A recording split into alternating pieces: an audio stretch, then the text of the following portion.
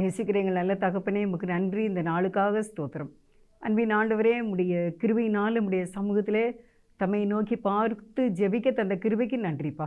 எங்களோடு பேசுங்கப்பா. கர்த்தர் நல்லவர், நீ நல்லவர்ப்பா. நீங்கள் நல்லவர்னு நாங்கள் சொன்னாலே எங்களுக்கு உங்களுடைய தெய்வீக சமாதானம் உண்டுப்பா. கர்த்தாவே, நீ நல்லவர், இயேசு நல்லவர். ஸ்தோத்திரப்பா. எங்களோடு பேசுங்க. நன்றிப்பா. இயேசுவின் நாமத்தில் நல்ல பிதாவே, ஆமென். ஆமென். முற்றிலுமாய் அற்புத நாதாவும் கரத்தில் அனைத்தும்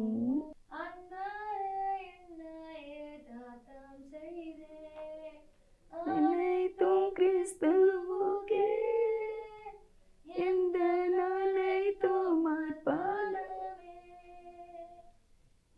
முழு தன்மைகள் ஆவல்களும் அனைத்தும் கிறிஸ்துவுக்கே.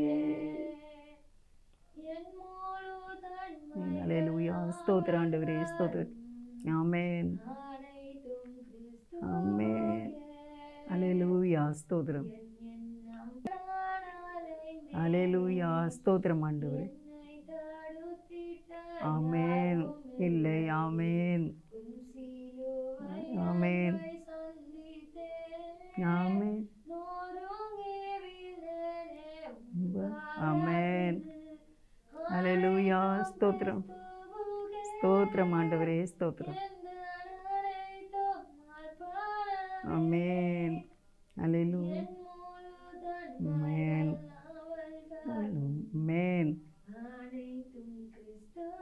ஆமென்.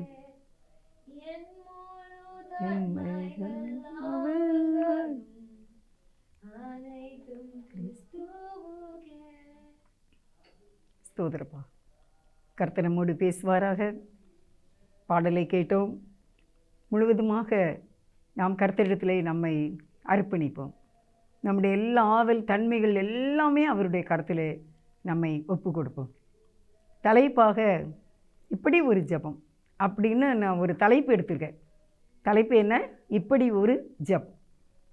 சிலர் ஜெபம் பண்ணியிருக்கிறார்கள் தங்களுடைய வாழ்க்கையில். ஜெபமே ஜீவன். ஜெபம் இல்லைன்னா ஒன்றுமே கிடையவே கிடையாது. அருமையானவர்களே, உங்களுடைய வாழ்க்கையில் நீங்கள் எவ்வளவு ஜெபம் செய்கிறீர்களோ அவ்வளவாக உங்களுடைய வாழ்க்கையில் தராதரம் உயரும். ரெண்டாவது, வெற்றியாக இருக்கும், ஆறுதல் இருக்கும், விடுதலை உண்டாகும். சாத்தான் பயப்படுவான். சாத்தான் எதற்கு பயப்படுவான்? முழங்கால் படியிட்டு நீங்கள் கர்த்தரை நோக்கி நீங்கள் ஜெபிக்க ஆரம்பிக்கும் போதே சாத்தான் பயந்து விடுவான். வேறு எதுக்கு அவன் பயப்பட மாட்டான், இதுக்கு அவன் உடனே பயப்படுவான். அதனால் ஜெபம் என்பது முக்கியமான ஒன்று. சிலர் ஜெபித்திருக்கிறார்கள். எப்படியெல்லாம் அவர்கள் ஜெபித்திருக்கிறார்கள் என்பதை ஒரு 30 நிமிடத்தில் உங்களுக்கு நான் சொல்ல இருக்கின்றேன். முதலாவது பார்த்திங்கன்னா, எரேமியா 14வது அதிகாரத்தில் 7, 8, 9 ஆகிய வசனங்களை நம்ம வாசிக்க போகின்றோம். கர்த்தாவுக்கு எங்கள் அக்கிரமங்கள் எங்களுக்கு விரோதமாய் சாட்சியிட்டாலும் உம்முடைய நாமத்து நிமித்த கிருபை செய்யும். எங்களுடைய அக்கிரமமே எங்களுக்கு விரோதமாக சாட்சி சொல்கிறது. நீ தவறு பண்ணியிருக்கிறாய், நீ தப்பு பண்ணியிருக்கிறாய், நீ கர்த்தருக்கு விரோதமாக செயல்படுகிறாய். இப்போ குடிக்காங்க, அவங்களுக்கு தெரியும் நான் குடிக்கிறேன் அப்படின்னு அவங்களுக்கு தெரியும்.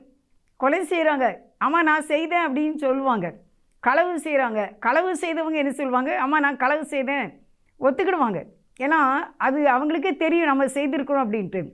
அப்படியே எங்களுக்கு விரோதமாக சாட்சி இட்டாலும் உம்முடைய நாமத்து நிமித்தம் கிருபை செய்யும் அப்படின்னா, அவருடைய நாமத்தினால, இயேசு என்கிற அந்த நாமத்தினால நம்முடைய பாவங்களே நமக்கு சாட்சியிட்டாலும் ஆண்டவர் அதை மன்னிக்கிறதற்கு அவர் சித்தமுள்ளவராக இருக்கின்றார். நிறைய பேர் எப்படி நினைக்காங்க அப்படின்னா, நம்ம தான் பாவம் செய்துக்கிட்டு தானே இருக்கோம், நம்மளாம் பாவிகள் தானே, எப்படி நம்ம ஆசீர்வதிக்கப்பட முடியும், நம்ம தான் ஏதாவது ஒரு பாவத்தை செய்திருந்தோமே அப்படின்னு சொல்லி நிறைய பேர் நினைக்கிறாங்க. ஆனால் நம்முடைய பாவங்களை மன்னிக்க நமக்கு ஒரு கிருபாதார பலியாக இயேசு இருக்கின்றார். இயேசு என்றால் தமது ஜனத்தின் பாவங்களை மன்னித்து நம்மை ரட்சிக்கிறவர் என்று அர்த்தமாம். ஏன்னா பாவம் அவருடைய கிருபினாலும் நாமத்தினாலும் மன்னிக்கப்பட வேண்டும். இல்லை அந்த பாவங்கள் மன்னிக்கப்படவில்லை என்றால் அது நித்தியத்துக்கு உரிய விளைவை கொண்டு வரும். எப்படி நம்ம செய்கிற புண்ணியமோ நல்லதோ நம்முடைய வாழ்க்கையின் பரிசுத்தம் நமக்கு நித்தியம் வரைக்கும் வருமோ, அதே போல் தவறுகளும் பாவங்களும் அக்கிரமங்களும் மீறுதல்களும் நித்தியம் வரைக்கும் விளைவை கொண்டு வரக்கூடியதாக இருக்கிறது. அதனால தான் இந்த எரேமியாவில் இவர் ஜெபம் பண்ணுறார். எப்படி ஜெபம் பண்ணுறார் அப்படின்னா, என் பாவமே எனக்கு விரோதமாக என்ன செய்து சாட்சி சொல்லுது, ஆனாலும் உடைய கிருபை நிமித்தம் என்னை என்ன செய்யுங்க, என்னை மன்னிச்சிருங்க. எங்கள் சீர்கேடுகள் மிகுதியாய் இருக்கிறது, நாங்கள் ரொம்ப தவறு செய்திருக்கோம், நாங்கள் மிகுதியாய் பாவம் செய்தோம் அப்படின்னு சொல்கிறாங்க. இப்படி அறிக்கை செய்கிற ஒரு மனிதனை ஆண்டவர் மன்னிக்காமல் இருக்கவே முடியாது. ஆனால் உங்களுடைய வாழ்க்கையில் எப்போவாவது நீங்கள் நான் உண்மையிலே நான் தவறு செய்திருக்கின்றேன், என்னை மன்னித்துக் கொள்ளுங்கள் என்று உங்களுடைய வாழ்க்கையில் கேட்டது உண்டா? ஆண்டவரே, நானும் நிறைய தவறு செய்திருக்கேன், தெரிந்தோ செய்திருக்கேன், தெரியாமல் செய்திருக்கேன் என்ன அப்படின்னு சொல்லி இந்த உலகத்தில் இருக்கிற மனிதர்களாகி நாம் தேவனிடத்திலே மன்னிப்பு கேட்க வேண்டும். நீங்கள் மன்னிப்பு கேட்ட சமயங்கள் உண்டா? நீங்கள் எப்படியெல்லாம் மன்னிப்பு கேட்டீர்கள்? எப்படியெல்லாம் ஒவ்வொருவரோடு நீங்கள் ஒப்புரவானீர்கள்? உங்களுடைய வாழ்க்கையில் கர்த்தருடைய சமூகத்தில் எப்படி நீங்கள் மன்னிப்பை பெற்றீர்கள்? பாவ அறிக்கை செய்து அந்த தூய வாழ்க்கையை எப்படி கண்டீர்கள்? அதாவது நம்முடைய தவறுகளை மன்னித்து தேவன் நமக்கு கொடுக்கின்ற அந்த ஆறுதலை நீங்கள் அனுபவித்தது உண்டா? அப்படியானால் அருமையானவர்களே, கண்டிப்பாக தேவன் நம்மோடு கூட இருப்பார். அடுத்த வசனத்தை வாசிக்கலாமா? எரேமியா 14:8 வசனம். இஸ்ரவேலின் நம்பிக்கையே, ஆபத்து காலத்தில் அதன் இரட்சகரே, நீர் தேசத்தில் பரதேசியை போலவும் ராத்தங்கிற இருப்பானேன். எப்படின்னா இவருடைய புலம்பல் எப்படி, நீர் இஸ்ரவேலின் நம்பிக்கையே, நீங்கள் தான் நம்பிக்கை, இஸ்ரவேலாகிய எங்களுக்கு நம்பிக்கை நீங்கள் தான். நம்முடைய வாழ்க்கையில் அருமையானவர்களே, எந்த விதமான ஒரு குழப்படியான ஒரு சூழ்நிலை வந்தாலும் நம்முடைய சுயத்தின்படி நம்ம எந்த முடிவையும் எடுக்கவே கூடாது. நம்ம ஆண்டவருடைய சமூகத்தில் வைக்கணும், வச்சுட்டு சொல்லணும், நீரே என் நம்பிக்கை, இந்த இஸ்ரவேலாகி எனக்கு நீரே நம்பிக்கை, நம்பிக்கை நீரே அப்படின்னு சொல்கிறார். இஸ்ரவேலின் நம்பிக்கையே, நீர் எங்களுக்கு உதவி செய்யாத மாதிரி இப்படி இருக்கிறது என்ன அப்படின்னு சொல்லி அவர் தன்னுடைய புலம்பலை சொல்கிறார். ஆனால் அறிக்கையானது நம்பிக்கை. அடுத்த வசனம் வாசிக்கலாம். 9. விடாய்த்து போன புருஷனை போலவும் பராக்கிரமசாலியை போலவும் இருப்பானே. கர்த்தாவே, நீர் எங்கள் நடுவில் இருக்கிறவராமே, உம்முடைய நாமம் எங்களுக்கு தரிக்கப்பட்டதும் இருக்கிறதே, எங்களை விட்டு போகாதிரும். பாருங்க, இந்த வசனத்துல நீர் விடாய்த்து போன புருஷனை, ஒன்றுமே முடியாதது போல நீர் இருப்பானேன், ஆனால் நீர் எங்கள் நடுவில் இருக்கிறவரே, உம்முடைய நாமமும் எங்களுக்கு தரிக்கப்பட்டிருக்கிறது. நாங்கள் இஸ்ரவேல், நாங்கள் தேவனுடைய பிள்ளைகள், பாவ மன்னிப்பை பெற்று நாங்கள் உம்முடைய பிள்ளைகள், நாங்கள் உம்மை ஆராதிக்கின்ற உம்முடைய பிள்ளைகளாகிய எங்களை விட்டு நீர் போகாதிரும். அல்லேலூயா, அல்லேலூயா. எங்களை விட்டு நீர் போகாதிரும். இதுதான் ஒரு ஜெபம். இப்படி ஒரு ஜெபம். எனக்கு இந்த வசனத்தை எனக்கு வாசிக்கும்போது ரொம்ப, அதாவது எனக்கு எப்படின்னு சொல்லவே தெரியல. எங்களை விட்டு நீர் போகாதிரும், நாங்கள் பாவிகள் தான், ஒத்துக்கொள்கிறீர்களா? நாங்கள் கைவிடப்பட்ட சூழ்நிலையில் நாங்கள் இருக்கின்றோம் என்று நீங்கள் ஒத்துக்கொள்கிறீர்களா? எங்களுடைய தவறுகளை எங்களுக்கு விரோதமாக நின்று கொண்டு இருக்கிறது என்பதை நீங்கள் ஒத்துக்கொள்கிறீர்களா, ஏற்றுக்கொள்கிறீர்களா? அதை நிமித்தம் நீங்கள் மனம் திரும்பி ஆண்டவருடைய சமூகத்திலே மன்னிப்பை கேட்கின்றீர்களா? அப்படி கேட்கிறவங்க தான் இந்த வார்த்தையை சொல்கிறாங்க, நீர் எங்களை விட்டு போகாதீரும், எங்களை விட்டு நீங்கள் போகவே கூடாது, அது என் கூடவே இரும். இயேசுவே, நீர் எங்கள் கூடவே இரு, எங்கள் பக்கத்திலே இரும். தாவீது சொன்னது போல, தாவீது ராஜா சொன்னது போல, நீர் என் வலது வருஷத்தில் இருக்கிறபடியால் நான் அசைக்கப்படுவதில்லை, நீர் எங்களை விட்டு போகாதிரும் என்ற ஒரு ஜெபம். அருமையானவர்களே, அவர் எங்களுடைய பாவம் எனக்கு விரோதமாக சாட்சியிட்டாலும் நீங்கள் உங்கள் பெயர் இருக்கிற உங்கள் பெயர்னால நீங்கள் எங்களை மன்னிச்சிருங்க, நீங்கள் எங்கள் கூட இருங்க, எங்களை விட்டு நீங்கள் போகவே கூடாது. அப்படி ஒரு ஜெபம் அருமையானவர்களே. இந்த நாளில் நம்ம அதற்காக ஒரு ஜெபம் செய்வோம். ஆண்டவரே, உம்மை நன்றியோடு துதிக்கிறோம், உம்மை ஸ்தோத்திரிக்கிறோம். நாங்கள் பாவிகள் தான், எங்களுடைய பாவங்கள் எங்களுக்கு விரோதமாக சாட்சியிட்டாலும் கூட, உம்முடைய தவறுகள் எங்களுக்கு முன்பாக நின்றாலும் கூட, நீர் உம்முடைய மிகுந்த கிருபையினால் இஸ்ரவேலின் நம்பிக்கையாகிய எங்களுடைய நம்பிக்கையின் தேவனே, நீர் எங்களை மன்னித்து எங்களை விட்டு நீர் போகாதிரும் என்று நாங்கள் வேண்டிக் கொள்கிறோம். நீர் எங்களோடு கூடவே இருந்து தம்முடைய ராஜ்யத்துக்கு எங்களை அழைத்து சென்று இந்த பூமியிலையும் நீர் எங்களை ஆசீர்வதிக்க வேண்டும் என்று இயேசுவின் நாமத்தில் வேண்டிக் கொள்கிறோம். ஜீவனுள்ள நல்ல பிதாவே, ஆமென். அடுத்தபடியாக நம்ம ஒரு ஜெபத்தை நம்ம பார்க்க போகின்றோம். எரேமியா 17:14. கர்த்தாவே என்னை குணமாக்கும், அப்பொழுது குணமாவேன். என்னை இரட்சியும், அப்பொழுது இரட்சிக்கப்படுவேன். தேவரீரே என் துதி. இந்த இடத்துல என்ன ஜெபத்தை நீங்கள் பார்க்குறீங்க அப்படின்னா, கர்த்தாவை என்னை குணமாக்கும், அப்பொழுது குணமாவேன். நீங்கள் என்னை குணமாக்கினால் நான் குணமாவேன். நம்ம தான் இப்போ எவ்வளவோ ட்ரீட்மெண்ட் எடுக்கும், எவ்வளவோ வியாதிகள் கஷ்டம்னு இதில் பலவீனத்தில் நம்ம அநேக டாக்டர்கிட்ட நம்ம போதான் சேரும். எப்படி ஆனாலும் கர்த்தர் குணமாக்கினால்தான் குணமாக முடியும். நம்ம அந்த டாக்டர் நம்ம பெஸ்ட்டு அப்படின்லாம் நம்ம நினைக்க முடியாது. கர்த்தருடைய தயவுள்ள கரம் நம்மோடு கூட இருந்து அவர் நம்மை குணமாக்குகிறார். என்னுடைய வாழ்க்கையின் சூழ்நிலையில் எந்த ஒரு பலவீனம் வரும்போதும் இந்த வசனம் எனக்கு உடனே ஞாபகத்துக்கு வந்துடும். கர்த்தாவே நீர் என்னை குணமாக்கும், நான் குணமாவேன். நீங்கள் குணமாக்குனாதான், நீங்கள் குணமாகல, அவருடைய தழும்புகளால் குணமாகிரும். அப்போ கர்த்தருடைய தழும்புகள் தான் நம்மளை என்ன செய்யக்கூடியதாக இருக்கிறது, குணமாக்கக்கூடியதாக இருக்கிறது. அப்பொழுது நான் குணமாவேன். என்னை ரட்சியும், கர்த்தர் தான் ரட்சிக்க வேண்டும். நீர் என்னை ரட்சியும், அப்பொழுது நான் ரட்சிக்கப்படுவேன். தேவரீரே என் துதி. நான் குணமாயிட்டேன், நான் ரட்சிக்கப்பட்டுட்டேன், அதனால் உங்களை நான் என்ன செய்கிறேன், துதிக்கிறேன். தேவரீரே துதி. அப்போ என்ன செய்யணும்னா, நம்ம துதிக்கும் போது, நம்ம கர்த்தரை ஆராதிக்கும் போது, நம்ம கர்த்தரை பாடி அவரை மகிமைப்படுத்தும் போது நம்ம குணமாக்கிறோம். பாடல் வேலையில் கர்த்தருடைய வல்லமையான நாமம் நமக்குள்ளே இறங்கி வருகிறது. அந்த நாமத்தின் சக்தி நமக்குள்ளே இறங்கி வருகிறது. வரும்பொழுது எந்த வியாதி ஆனாலும் இயேசு குணமாக்குவார். அவருடைய தழும்புகளால் மெய்யாகவே குணமானீர்கள் என்று வேதம் சொல்லுகிறது. அருமையானவர்களே, கிறிஸ்து நமக்காக சிலுவையில் பட்ட பாடுகள், அந்த இரத்தம் சிந்துதலினால் நம்முடைய சரீரத்தில் உச்சில இருந்து உள்ளங்கால் வரைக்கும் எந்த வியாதி இருந்தாலும், அது அலர்ஜியாக இருந்தாலும் சரி, அல்சராக இருந்தாலும் சரி, உள்ள உறுப்புகளில் பலவீனங்கள் இருந்தாலும், வெளியுறுப்புகளில் இன்னும் எந்தெந்த பலவீனங்கள் உங்களுக்கு இருக்கோ எல்லாவற்றையும் இன்றும் இயேசு நம்மை குணமாக்குவார். இப்பொழுதே குணமாக்குவார். அந்த கர்த்தாவை என்னை நீர் குணமாக்கும், அப்பொழுது நான் குணமாவேன்.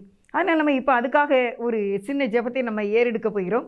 கர்த்தாவை மே துதிக்கிறோம், ஏசப்பா மே ஸ்தோத்திரிக்கிறோம், நீர் எங்களை குணமாக்கும். இப்பொழுது கூட ஆண்டவரே, இந்த டிவி முன்னால், இந்த யூடியூப்பில் செய்தி கேட்குற அநேகர் தங்களுடைய வாழ்க்கையில் சரீரத்தில் பலவிதமான பலவீனங்களிலே காணப்படுகின்றார்கள். நீர் அவர்களை குணமாக்கும், இப்பொழுதே குணமாக்கும். ஏனென்றால் வேதம் சொல்லுகிறது, கர்த்தாவே என்னை குணமாக்கும், அப்பொழுது நான் குணமாவேன். அதனால் இந்த நாளிலே சரீரத்தில் உள்ள எந்த பலவீனமே இருந்தாலும் ஆண்டவரே நீங்கள் குணமாக்கும்படி கெஞ்சுகிறோமப்பா. இப்போமே குணமாக்கிருங்கப்பா. இப்போமே அது கைவலியோ, கால்வலியோ, முட்டு வலியோ, ஆண்டவரே சரீரத்தில் எந்த பலவீனம் இருந்தாலும் இயேசுவினுடைய நாமத்தினால அது எங்களை சார்ந்தவர்களோ, எங்கள் பிள்ளைகளோ, எங்கள் குடும்பத்தில் உள்ள ஒவ்வொரு தனிப்பட்ட நபருக்கும் ஆண்டவர் பரிபூர்ண சுகமும் பலனும் தீர்க்காயுசு கொடுக்கும்படி இயேசுவின் நாமத்தில் நல்ல பிதாவே, ஆமென். கர்த்தர் இப்பொழுது நம்மை குணமாக்கிட்டார் என்று விசுவாசிங்க. தேவரீரை துதிக்க வேண்டும். தேவரீரே என் துதி. என்னை குணமாக்கும், நான் குணமாவேன். அடுத்தபடியாக ஒரு வசனம் வாசிக்க சொல்கிறேன். ஆதியாகமம் 32வது அதிகாரம் 9வது வசனம். ஆதியாகமம் 32:9. பின்பு யாக்கோபு, என் தகப்பனாகிய ஆபிரகாமின் தேவனும் என் தகப்பனாகிய ஈசாக்கின் தேவனுமாய் இருக்கிறவரே, உன் தேசத்துக்கும் உன் இனத்தாரிடத்துக்கும் திரும்பி போ, உனக்கு நன்மை செய்வேன் என்று என்னுடன் சொல்லியிருக்கிற கர்த்தாவே. பாருங்க, இந்த வசனத்தில் யாக்கோபு ஆண்டவர்கிட்ட எப்படி ஜெபம் பண்ணுறாரு. என் தகப்பனாகிய ஆபிரகாமின் தேவனும் என் தகப்பனாகிய ஈசாக்கின் தேவனுமாய் இருக்கிறவரே, உன் தேசத்துக்கும் உன் இனத்தாரிடத்திற்கும் திரும்பி போய் என்று உனக்கு நன்மை செய்வேன் என்று என்னுடனே சொல்லியிருக்கிற கர்த்தாவே. என்னோடு நீர் என்ன சொன்னீர்? நான் ஆபிரகாமின் தேவன், நான் ஈசாக்கின் தேவன், என்ன நீ உன் தகப்பன் வீட்டுக்கு நீ திரும்பி போய் என்று என்னுடனே சொன்னீரே. இந்த வார்த்தையை அவர் பிடித்து கொண்டு கேட்கின்றார். இதான் ஜெபம். இப்படி ஒரு ஜெபம், ஆண்டவருடைய வார்த்தையை கொண்டு நம்ம ஆண்டவர்கிட்ட அவர் நமக்கு கொடுக்கிற அந்த வார்த்தை, என்னோடு பேசுகிறார், உங்களோடு பேசுகிறார்.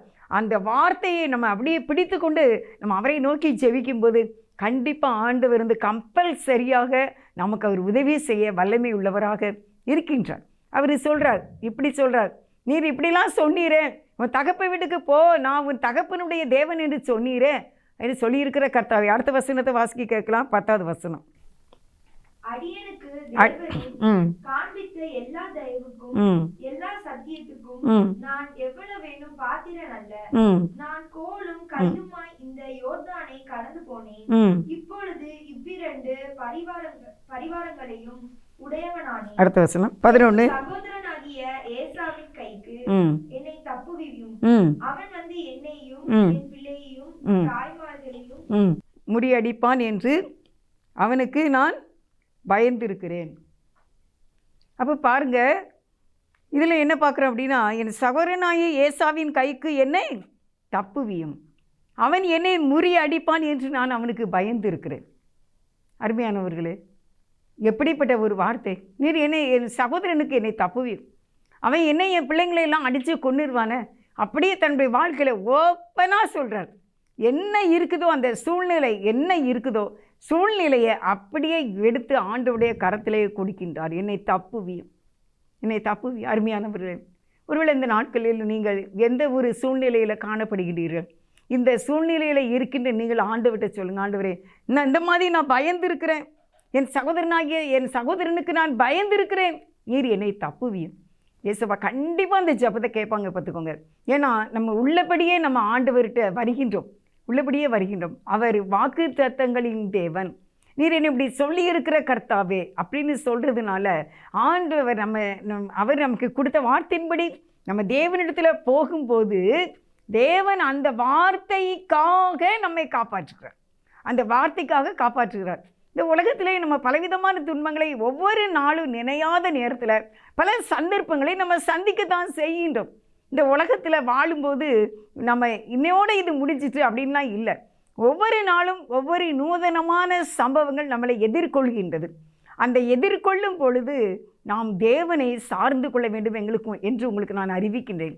யாக்கோபு தன்னுடைய தகப்பன் வீட்டிலே ஒரு செல்லமாக வளர்ந்து கொண்டிருந்தார். ஆனால் ஒரு நாள் அவர் தன்னுடைய சகோதரன் கைக்கு தப்புவிக்கும்படியாக தன்னுடைய தாய்மாமன் வீட்டுக்கு போனார். அங்கே 21 ஆண்டுகள் அவர் கஷ்டப்பட்டார். ஆனால் அவங்க அம்மா வீட்டில் இருக்கும்போது அவர் செல்ல பிள்ளையாக கூடாரவாசியாக வாழ்ந்தார். 21 ஆண்டுகளுக்கு பிறகு அவருடைய பிரயாணம், அவர் வாழ்க்கையில் ஏமாற்றப்பட்டார். பிரயாணத்தில் அவர் கடந்து வரும்போது அங்கே ஏசாவுக்கு பயந்து தேவனுடைய சமூகத்தில் அவர் கண்ணீர் விட்டு கதறி அழுதுகிற ஒரு ஜெபத்தை நம்ம பார்க்கின்றோம். அருமையானவர்களே, நம்மளுடைய வாழ்க்கையிலையும் நம்ம எந்த நேரத்தில் எப்படிப்பட்ட பிரச்சனை நமக்கு வருதுன்னு தெரியாது. ஆனால் தேவனுக்கு தெரியும், அவர் நமக்கு துணையாக நின்று காப்பார். நாம் அவரிடத்திலே ஜெபம் செய்ய வேண்டும். நீர் இப்படி சொல்லி இருக்கிற கர்த்தாவே, நீர் என்னை தப்புவியும். இது எந்த சூழ்நிலையாக இருந்தாலும் நம்ம ஒவ்வொருத்தரும் அவங்கவுங்க குடும்ப சூழ்நிலைக்கும் நம்முடைய வளர்ச்சிக்கும் நம்முடைய வேலை வாய்ப்புக்கும் தக்கதான காரியம் நமக்கு இருக்கும் நம்ம வாழ்க்கையில்.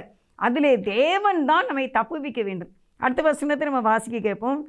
ஆதியாகமம் 32வது அதிகாரம் 12. தேவரீரோ நான் உனக்கு மெய்யாகவே நன்மை செய்து உன் சந்ததியை எண்ணி முடியாத கடற்கரை மணலை போல மிகவும் பெருக பண்ணுவேன் என்று சொன்னீரே என்றார். எப்படி ஆண்டவர் பிடித்தாங்க பார்த்தீங்களா? சரியான விதத்தில் தேவனை அவர் பற்றி கொள்கின்றார். இந்த வசனத்தை நீங்கள் வாசித்துட்டு இப்படி நீங்கள் ஜெபிக்க ஆரம்பிச்சிட்டிங்கன்னா உங்களுடைய பிரச்சனைக்கு முடிவு இல்லாமே இருக்காது. சும்மா உட்காந்து அழக்கூடாது. ஆண்டவரே நீர் இப்படி வாக்கு பண்ணி இருக்கின்றீர், எதுக்கு இவ்வளோ வார்த்தை சொல்லணும்? நம்ம 9லிருந்து வாசித்துட்டு வரோம். 32வது அதிகாரம் 9ல் இருந்து 12 வசனம் வாசித்துட்டு வரோம். இதில் எப்படியாக அந்த யாக்கோபுடைய ஜெபம் காணப்படுகின்றது. தன்னுடைய உள்ளான நிலைமையை எடுத்து சொல்கின்றார். தேவரீரோ நான் உனக்கு மெய்யாகவே நன்மை செய்து, மெய்யாகவே சத்தியமாக பிராமிஸாக நான் உனக்கு நன்மை செய்வேன், உன் சந்ததி என்ன செய்வேன், நான் கடற்கரை மணலை போல மிகவும் பெருக பண்ணுவேன் என்று சொன்னீரே. ஆனால் இப்பொழுது நான் என் சகோதரன் என்னை கொண்டு விடுவான் என்று நான் பயந்திருக்கின்றேன். ஆனால் உங்களுடைய வாக்குத்தத்தம் என்ன, வார்த்தை என்ன, நீர் எனக்கு என்ன சொல்லி என்னோட உடன்படிக்கை பண்ணினீர்? நான் பிராமிஸாக சொல்கிறேன், சத்தியமாக சொல்கிறேன், நான் உன்னுடைய சந்ததியை நான் கடற்கரை மணலை போல பெருக பண்ணுவேன் என்று சொன்னீரே. அதனால் தேவன் அவரை காப்பாற்றினார். யாக்கோபுக்கும் ஏசாவுக்கும் சமாதானம் உண்டாயிற்று. அவர்கள் சந்தோஷமாக இணைந்தார்கள், தகப்பனிடத்திலே போனார்கள், அவர்கள் சந்தோஷமாக குடும்பமாக வாழ்ந்தார்கள். வாக்கு தத்தத்தை நாம் பற்றி கொண்டு ஜெபம் செய்ய வேண்டும். இந்த காலத்தில் நிறைய பேர் வாக்கு தத்தங்களை சொல்லி ஜெபிக்கிறதே கிடையவே கிடையாது. நாங்கள் ஆண்டவரை ஏற்றுக்கொண்ட அந்த ஆரம்ப நாட்களிலே எல்லாருமே வசனங்களை சொல்லியே தான் ஜெபிப்பார்கள். நீர் இப்படி சொன்னீரே, நீர் இப்படி சொன்னீரே, நீர் உன்னை காப்பாற்றுவேன் என்று சொன்னீரே, நீர் நான் உங்கள் மேய்ப்பராக இருக்கிறேன் என்று சொன்னீரே, நானே வாசல் என்று சொன்னீரே, நான் உன்னை விட்டு விலகுவதும் இல்லை கை விடுவதும் இல்லை என்று சொன்னீரே, இப்படியே சொன்னீரே சொன்னீரே, கேளுங்கள் கொடுக்கப்படும் என்று சொன்னீரே, தட்டுங்கள் திறக்கப்படும் என்று சொன்னீரே, நான் உன்னோடு இருப்பேன் என்று சொன்னீரே, பயப்படாதே ஃபியர் நாட் என்று நீர் சொன்னீரே, நீ கலங்காதே என்று சொன்னீரே. இப்படியே தான் நாங்கள் ஏற்றுக்கொண்ட ஆண்டவரை ஏற்றுக்கொண்ட ஆரம்ப நாட்களில் எல்லா சகோதரிகள் இது விதமாக தான் ஜெபிப்பார்கள். வாக்கு தத்தங்களை பற்றி கொண்டு நம்ம ஆண்டவரிடத்தில் போகும்போது அவரால் வாக்கு மாறாமல் இருக்கவே முடியாது. அவர் வாக்கு மாறுகிற தேவன் அல்ல. கண்டிப்பாக அவர் நமக்கு செய்வார். நீங்கள் இன்றைக்கி எப்படி ஜெபம் பண்ணி பாருங்கள். கர்த்தர் எனக்கு வாக்கு கொடுத்திருக்கின்றார், அவர் என்னோடு பேசி இருக்கின்றார். அப்படியானால் அந்த வார்த்தைகளை நான் தேவ சமூகத்தில் எடுத்து வைக்க வேண்டும். அவர் நான் உன் பரிகாரி என்று சொல்லிவிட்டார். நான் உன்னோடு இருப்பேன், பாதாளத்தின் வாசல் உன்னை மேற்கொள்ளாது, நீ யாருக்கும் அடிமை ஆவதில்லை, நான் உன்னை உயர்ந்த ஸ்தலங்களில் ஏறி இருக்கும்படி பண்ணுவேன், நீ கீர்த்தியை புகழ்ச்சியமாக வைப்பேன், எல்லாருக்கும் முன்பாக உன் பெயரை பெருமைப்படுத்துவேன், என்ன நான் உனக்கு நித்திய ஜீவனை அளிப்பேன் என்று கர்த்தர் நமக்கு வாக்குத்தத்தம் பண்ணியிருக்கிறார். உங்கள் சந்ததியை கடற்கரை மணலை போல பெருக பண்ணுவேன், உங்கள் வீட்டுக்கு சமாதானம், சத்ரு உன்னை மேற்கொள்வதில்லை, அவன் இனி அந்த துஷ்டன் உன் வழியாய் கடந்து வருவதில்லை என்று ஆண்டவர் வார்த்தையை சொல்லியிருக்கின்றார். நீ கீர்த்தியை புகழ்ச்சியமாக வைப்பேன் என்று சொல்லியிருக்கின்றார். இப்படியெல்லாம் நீர் சொன்னீரே என்று அவர் முன்பாக இந்த வாக்குத்தத்தங்களை எடுத்து நம்ம வைக்கும்போது இப்படி ஒரு ஜெபம் அவர் நம்மை காப்பாற்றுவார். அருமையானவர்களே, அவர் கைவிடவே மாட்டார். இந்த உலகத்தில் யார் மறந்தாலும், யார் வார்த்தைகள் மாறினாலும் தேவன் வார்த்தை மாறவே மாட்டார். அதனால் நம்ம இப்போ தேவன் நமக்கு கொடுத்த வார்த்தைகள் நிறைவேறுபடியாக நம்ம அப்படியே சமூகத்தில் நம்ம இன்னொரு காரியத்தை நான் உங்களுக்கு சொல்கிறேன். எரேமியா 23வது அதிகாரம் 28வது வசனத்தை வாசிக்க கேட்போம். எரேமியா 23:28. சொப்பனம் கண்ட தீர்க்கதரிசி சொப்பனத்தை விவரிப்பானாக, என் வார்த்தை உள்ளவனோ என் வார்த்தையை உண்மையாய் சொல்வானாக, கோதுமைக்கு முன் பதர் எம்மாத்திரம் என்று கர்த்தர் சொல்கிறார். பாருங்க, இதுல சொப்பனம் கண்ட தீர்க்கதரிசி சொப்பனத்தை விவரிப்பானாக, என் வார்த்தை உள்ளவனோ என் வார்த்தையை உண்மையாய் சொல்வானாக, கோதுமைக்கு முன் பதர் எம்மாத்திரம் என்று சொல்கிறார். கோதுமை, தேவனுடைய வார்த்தை கோதுமை. கோதுமை என்னது? அது பறக்காது. சொலவில் போட்டு படைச்சாலும் அது கீழே விழாது. அது என்ன செய்யும்? அதுக்கு உயிர் இருக்குது. அந்த கோதுமை நமக்கு உணவாக மாறுகின்றது, அது நமக்கு அப்பமாக நமக்கு மாறுகின்றது. அப்படி போல, ஆனால் அதனுடைய உமி அப்படி இல்லை, அது படைக்கும்போது பறந்து போய்விடும். அதனால் கர்த்தர் சொல்கிறார், கோதுமைக்கு முன், கோதுமை என்ன? தேவனுடைய வார்த்தையை இதில் ஒப்பிட்டு சொல்லியிருக்குது. நான் உனக்கு வார்த்தை கொடுத்திருக்கின்றேன். பதர் எம்மாத்திரம். மற்ற எந்த காரியங்களையும் விட கர்த்தர் தம்முடைய வார்த்தையை முக்கியப்படுத்தி இருக்கின்றார். வார்த்தையில் ஜீவன் இருக்கின்றது. வார்த்தையை பிடித்து கொண்டவர்கள் கடைசி வரைக்கும் முற்றுமுடிய ரட்சிக்கப்படுவார்கள். தேவனுடைய வார்த்தையிலே நிலைத்திருக்கிறவர்கள் முடிவு பரியந்தம் காக்கப்படுவார்கள் என்று வேதம் சொல்லுகிறது. அருமையானவர்களே, அதான் கோதுமைக்கு முன் பதர் எம்மாத்திரம். சொப்பனங்கண்ட தீர்க்கதரிசி சொப்பனத்தை விவரிப்பானாக, ஆனால் என் வார்த்தை உள்ளவனோ என் வார்த்தையை உண்மையாய் சொல்வானாக. அடுத்த வார்த்தை கூட என்னன்னா, என் வார்த்தை அக்கினியை போலும் கண்மலையை நொறுக்கும் சம்மட்டியை போலும் இருக்கிறதல்லவோ என்று 29வது வசனம் சொல்லுகிறது. என் வார்த்தை எப்படி இருக்குமா? அக்கினியை போலும் கண்மலையை நொறுக்கும் சம்மட்டியை போலும் இருக்கிறது. ஆமாம், நம்முடைய பிரச்சனைகளை அடித்து நொறுக்கக்கூடியது தான் தேவனுடைய வார்த்தை. ஆண்டவருடைய வார்த்தையிலே நில்லுங்கள். வேர்டு, கர்த்தருடைய வார்த்தையை பற்றி கொண்டு ஜீவிக்க பழகுங்கள். வாக்கு தத்தம் உண்மை உள்ளது. அவர் வாக்கு மாறவே மாட்டார். ஆவிக்குரிய வாழ்க்கையில் நான் தேவன் என்னை ஏற்றுக்கொண்டு நான் அவரை அறிந்த காலங்களிலே நான் பார்த்திருக்கின்றேன். அவர் சொல்லிட்டாரு. ஆண்டவர் ஒரு வார்த்தை கிடைக்கிறதுக்கு தான் காத்து கிடக்கணும். நீங்கள் பேசுங்க அப்படின்ட்டு. இப்போ 12 சீடர்களும் அந்த கப்பலில் இருந்தாங்க. ஆனால் பேதுரு மட்டும்தான் கடலில் குதிச்சார். பேதுரு மட்டும்தான் கேட்டார், நானும் இறங்கி வரவா அப்படின்னு கேட்டார். அப்போ ஏசப்பா என்ன சொன்னாங்க? நீ வா அப்படின்னாங்க. உடனே இறங்கி பேதுரு நடந்தார். மிச்ச யாரும் போகலையே.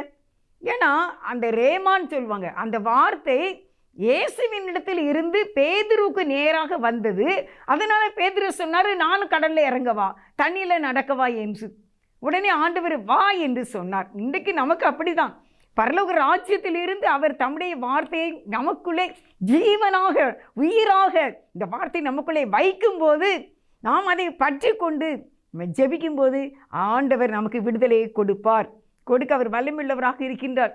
அவருடைய வார்த்தை கோதுமைன்னா அது விலையேற பெற்றது, அது பதறல்ல, பறக்கக்கூடியது அல்ல, அது நிலை நிற்கக்கூடியது. கர்த்தருடைய வார்த்தையிலே வளருங்கள் அருமையானவர்களே, கர்த்தருடைய சத்தியத்திலே நில்லுங்கள் அருமையானவர்களே.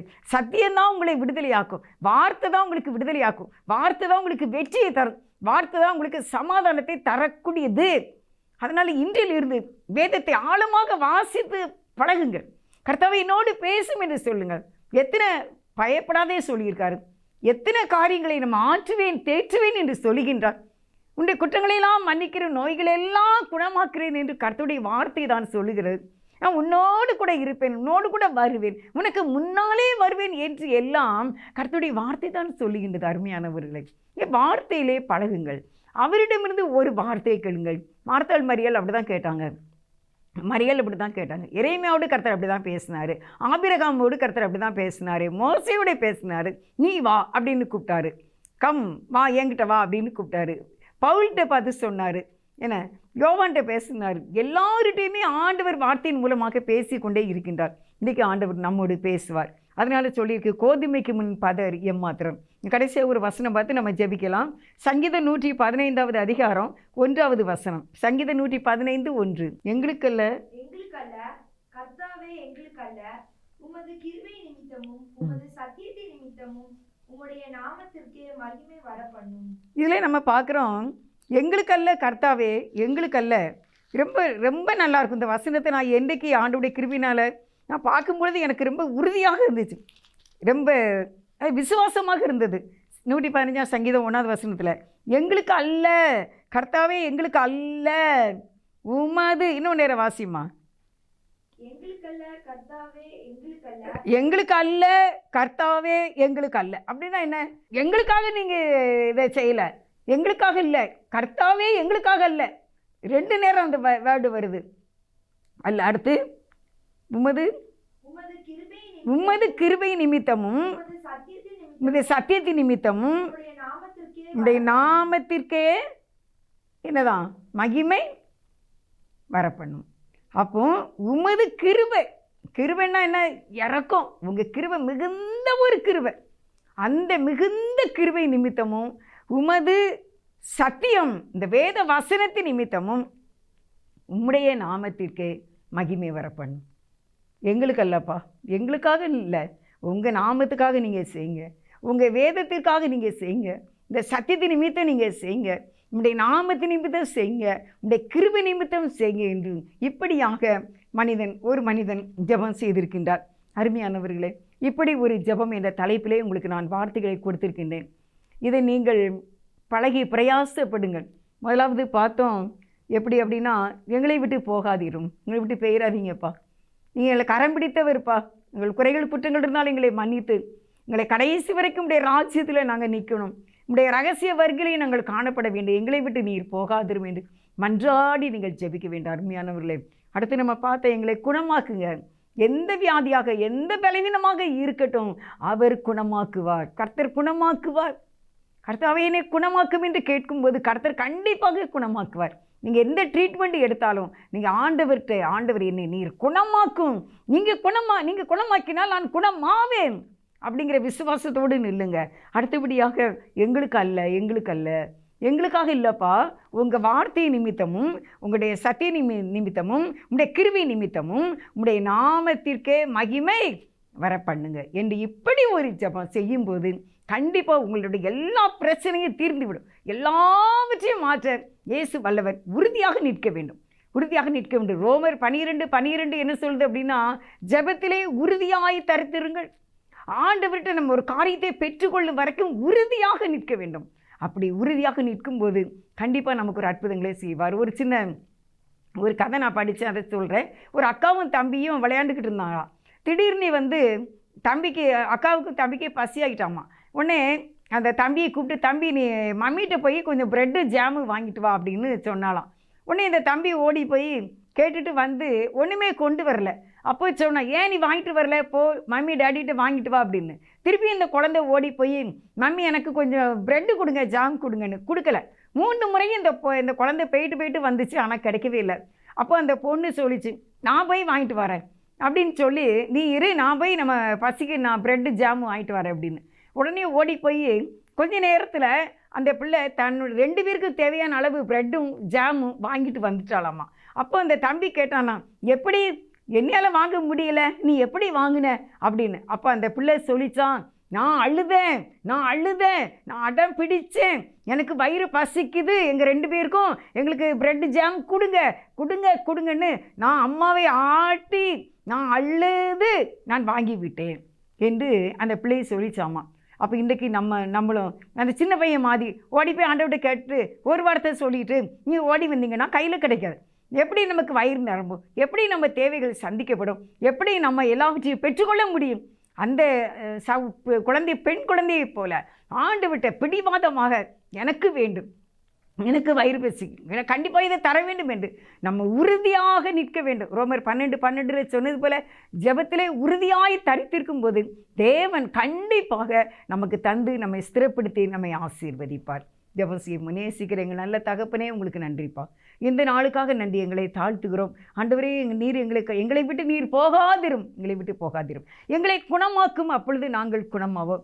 ஆண்டவரே, நீர் இப்படியெல்லாம் சொல்லி இருக்கிறீர், நான் உன்னோடு வருவேன், உன் சந்ததியை நான் பெருக பண்ணுவேன், உன்னை நான் ஆசீர்வதிப்பேன் என்று நீர் எங்களுக்கு வாக்கு கொடுத்திருக்கிறீர். உங்களை நான் பெருக பண்ணுவேன் என்று வாக்கு கொடுத்திருக்கிறீரே கர்த்தாவே என்று நீர் சொன்னீரே என்று நம்ம போகும்போது ஆண்டவர் எங்களுக்கு நீர் கிருபை செய்கிறீரப்பா.